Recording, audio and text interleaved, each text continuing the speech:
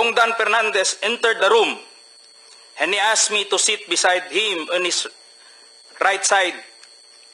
And then Kong Abante entered the room, sat far end of the chair on the right. One of the lawyers of Police Karma stood near at my back.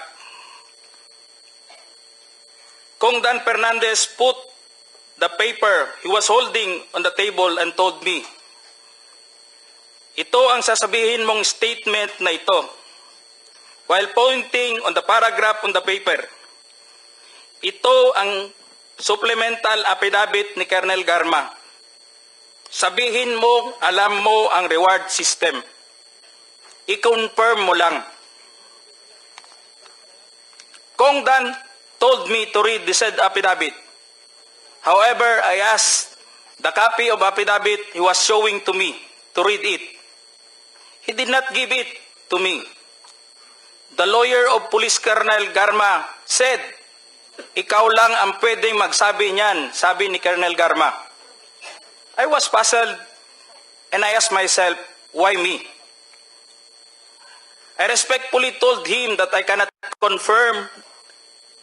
They are saying as I have not read the affidavit. We went silent for a while. And then Kong Dan Fernandez said, while holding the affidavit, "Saan ka pwede?" "Dito, noong 1999, about DDS. Alam mo to, pulis ka na sa Davao nito." I politely told him that I was not still with the PNP because I was working with the Bureau of Jail Management and Penology in 1999 that time. After some time, Kong Abante asked me how many years do still I have with the PNP. I answered, I still have 4 years before my retirement. Then he made a remark, "Pwede ka pang maging general."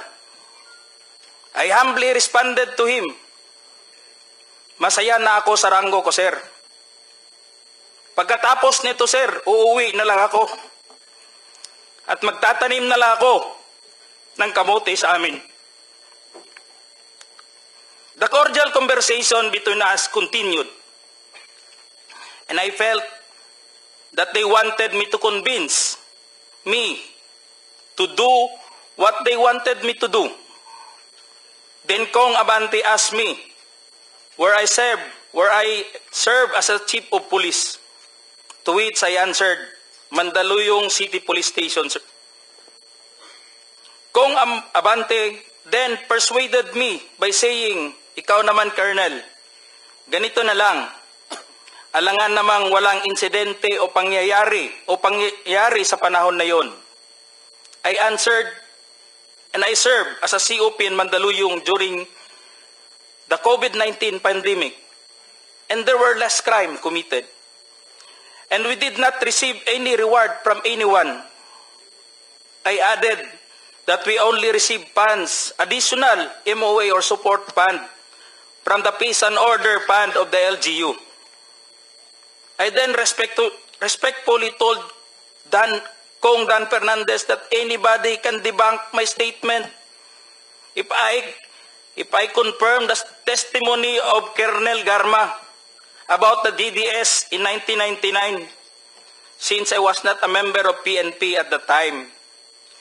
And I have no personal knowledge as to the reward system.